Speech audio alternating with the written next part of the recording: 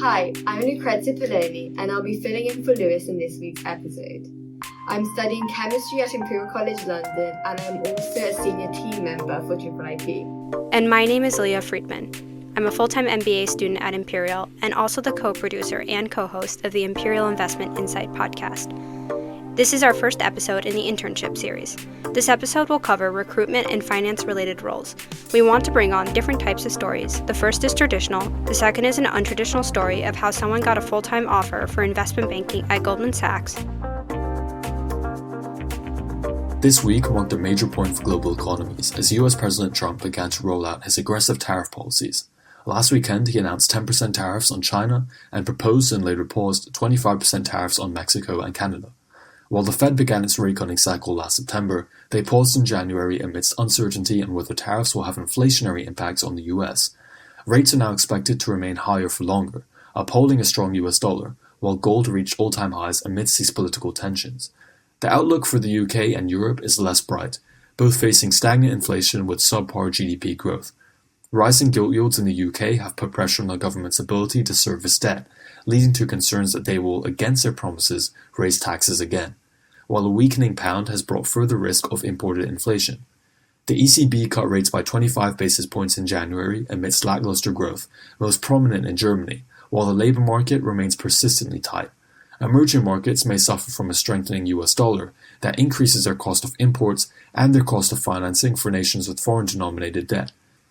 Hello, I'm Karl Sabbar. I'm a second-year student in molecular bioengineering, and I will be presenting Samsung Biologics. Samsung Biologic is a CDMO. CDMOs help pharmaceutical companies develop and produce drugs without having to build expensive factories themselves. Samsung Biologics handles everything from creating the drug to packaging it for global clients. Their subsidiary, Samsung Biopiece, specializes in biosimilars, so affordable versions of complex drugs. Why should you invest in Samsung Biologics? Samsung Biologics is growing rapidly. By April 2025, their Plant A will expand production to 784,000 liters, with the potential Plant 6 raising it to 964,000 liters. This will help them meet rising demand in the healthcare industry. They are also a leader in next-gen drug technologies like antibody-drug conjugates, attracting top clients such as Moderna and Roche. Their investments in AI and automation are improving efficiency, cutting costs, and increasing profitability. The stock is priced at 1,087,000 Korean won, with a 77 trillion Korean won market cap. We recommend a buy due to their strong growth prospects. Risks include potential raw material shortages and pricing pressure, though Samsung's reputation and capacity reduce these risks. Hello, my name is Karthika and I'm a third-year biological sciences student, and I would like to share my experience with finance internships, what I've learned, and offer some advice for anyone looking to break into the industry. I first became interested in finance during my first year when I joined the Investment Society. One of the standout moments for me that year was participating in an Amplify-Me trading simulation.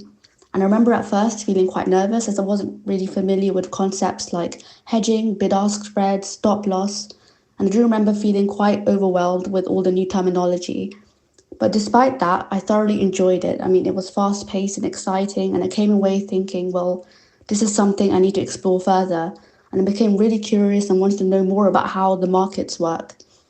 So I attended the SEC course, which helped me grasp the fundamental concepts within finance.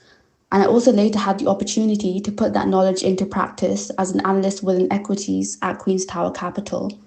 And I would say that these early experiences and insights into finance really gave me the confidence when I was starting to apply for spring weeks.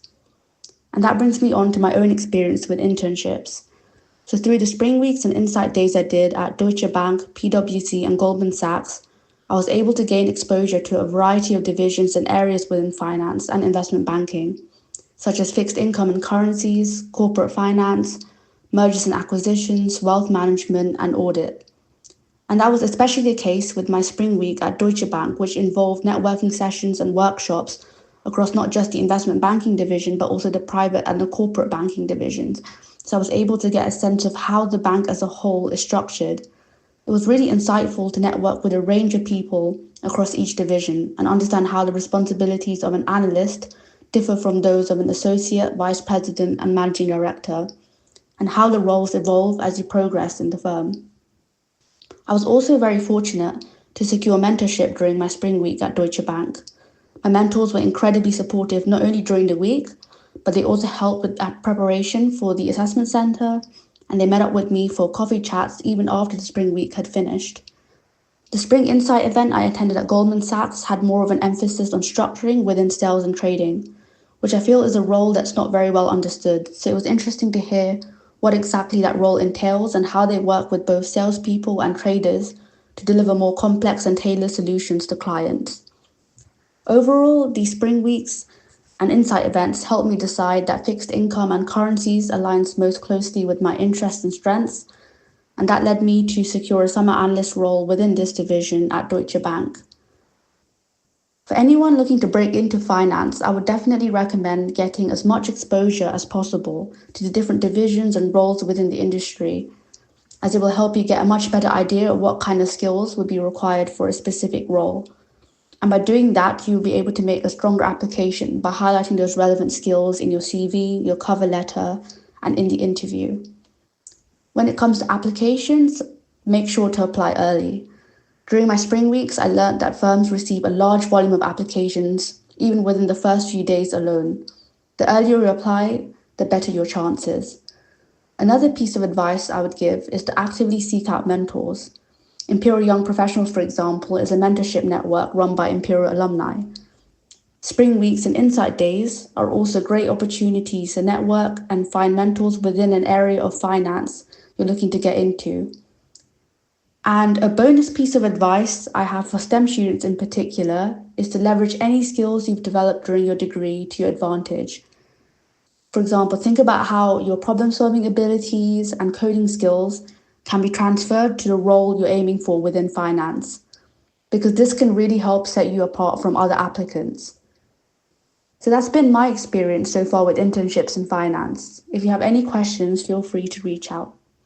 Hi, Erin. Thank you so much for joining us. Today, we want to hear a little bit about your experience securing an internship offer. I think you have one of the most amazing stories I've heard, and I'm really excited to share it today with our guests. Brilliant. Thank you so much, and thanks for having me on. Look, I'm very fortunate to be able to say that I'm going to be joining Goldman Sachs in July for a full-time position in investment banking.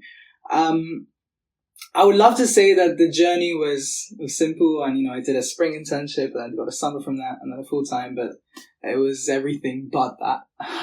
But let's kind of rewind back a few years. So I started university in 2021, and when I came in, so I'm doing physics right now, so I'm in my last year, and when I came in, I was, what am I going to do? I wasn't even thinking about my career, all of those things. I just come into university, and a few months in, I hear these people talking about spring weeks. I'm like, what is a spring week? It's a week we have fun in, and what is it? And then by the time I realized what it is, it's this amazing week which you spend at a bank and learning about the firm and the culture.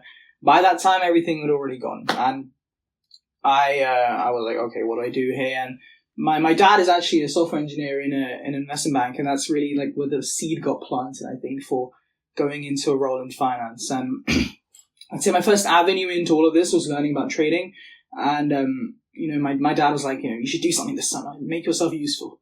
And I honestly, like in a first year, you don't really get the opportunity to work at a big bank.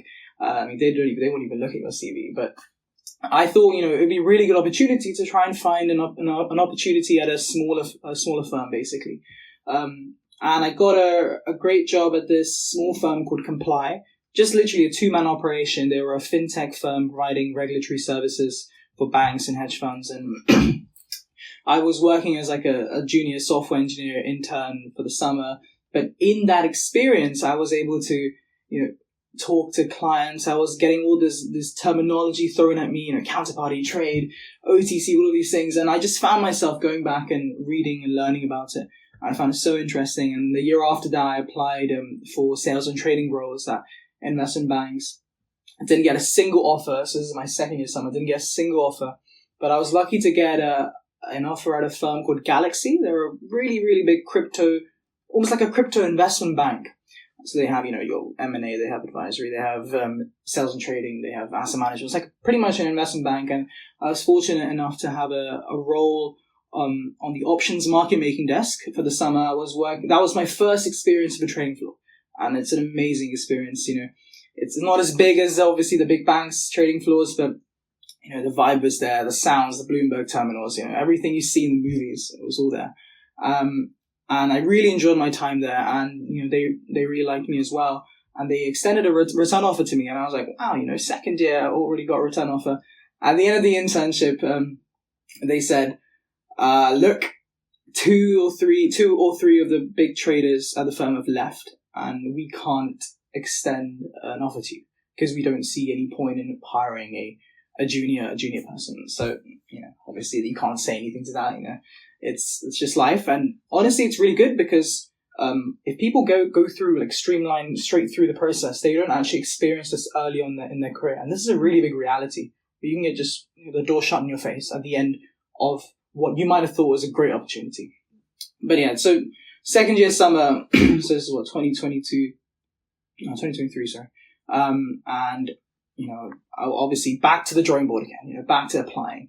But now I'd sort of realized, the application process starts August, or starts July, end of July, August. It keeps going on until November. So, like, I had this in my head, and this is where I applied to those big banks again. And I was much more prepared. I got a few offers, and I took the one with Goldman Sachs for the sales and trading, what they call FIC and equities internship, which was in 2024. Obviously, delighted, amazed, so happy. It felt like everything worked out, and the end was near. And I did my internship. It was an amazing experience. The place is just, you walk into the building and it's, oh my God, like, it's way more than you ever thought it would be. And it's just the vibe and the feeling of being there is incomparable to anything else. And and the way it works is a rotation program. It's very standard. So you do 3 or 4 rotations. So I rotated in something which is akin to quant research. It's called structuring. And I did credit volatility trading, as well as more equity and systematic volatility trading. And, projects, presentations, speaking to managing directors, that exposure you get, the ability to build your network at such a young age. And, this term networking, it's thrown around all the time. You should network, you should speak to people. What the hell does that mean? What does it mean to network? And all it really means is to speak to someone and learn from them, and just to, have your name in their head somewhere. So if there's an opportunity coming up, they'll, the first person they'll email is you, hey, look, we have something coming up. That's really the end goal of networking, I would say. And I had, again... Similar story, I had a soft offer from one of the desks. They were a systematic vol structuring team. Felt amazing. And then towards the end, they said the position that we were going to hire you for, the management and, the gods in New York have said, sorry, that doesn't exist anymore. So we're going to have to, take it back. So second time, bang, straight door closed in the face. And that was really when I felt, okay, this is the second time. Is there something wrong with what I'm doing? And they made it really clear that, this happens, this thing where you think, you're very set, you're going to get something. That feeling is really good, but you should not really hang on to that because anything can happen. But luckily enough, an investment banking team, actually a very markets-focused investment banking team called FIG Structured Finance. They were basically, if you watch The Big Short, the guys who Michael Burry talked to at Goldman Sachs, that team, that investment banking team, so that's the team who reached out to me. They said, we're really interested in your CV. We're looking for someone market-based. We're working with structured products, mortgage. This is sort of your ABSs, CDSs, CLOs, CDOs, all of these things, structured products in the credit space. And they said, we want to talk to you. So I had sort of 12, 13 interviews with them. And it's combination of technical, all of the normal stuff. And I was really delighted and they told me, we'd like to offer you a position. So then fast forward to now, touch wood, finally, I have an offer to join in July. But yeah, that's my story, and I hope you enjoyed it. Wow, congratulations again. Thank you so much. Yeah, and thank you so much for sitting down and telling us all of that. And I was just kind of curious if you could give like one takeaway for students. They just come here as freshmen. Mm-hmm. What advice do you give? What advice I give?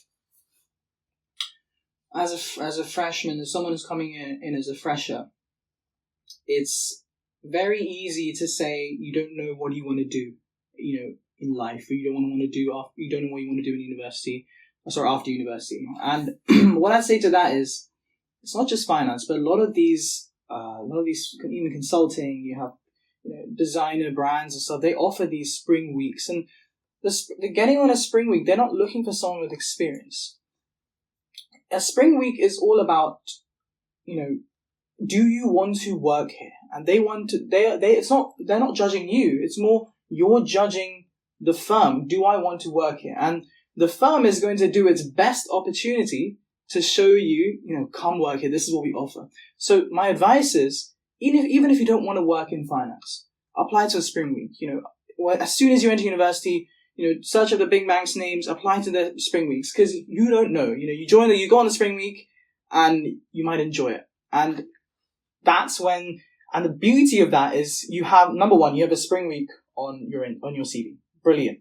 Number two, a lot of these spring weeks allow for somewhat fast track conversion to a summer internship. So let's say you're at the stage, I like this, I want to do this, I want to do investment banking, I want to do asset management, and you want to work, and you want to do a summer internship there. Well, you have this great opportunity now to fast track yourself into that firm. You can get like a final round interview immediately, and that's only going to work to your benefit, and it will make your life easier.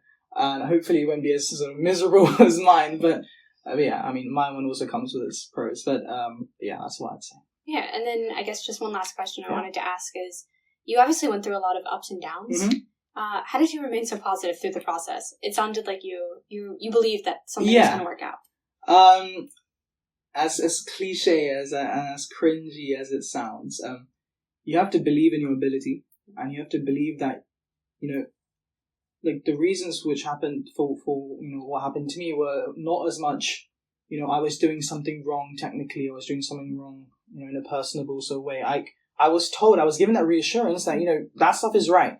So you just have to sort of believe that, okay, I've done it once.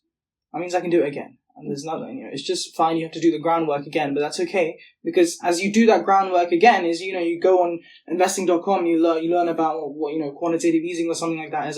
If you do that homework, well, you might not get an internship at the end of it, but you've done that work and you know that stuff. And if something comes to you and someone reaches out to you, and who knows, they ask you about quantitative easing in your interview, well, brilliant, you know about that. And that's what I'd say in that. Yeah, and I just want to say thank you so much for joining us. Thank you. And although Investopedia has a great article, if you want to learn about quantitative easing, we covered that in our last episode on central banking. But thank you so much for coming down, and good luck again in your full-time position. Thank you so much. The Vanguard Investment Management Internship Summer 2025 is a 10-week paid program in London. Interns will gain a comprehensive understanding of financial markets and investing, learning to analyze key trading and portfolio management data. They will develop skills in investment research and opportunities to focus on strategic macro and micro credit analysis to support investment decisions.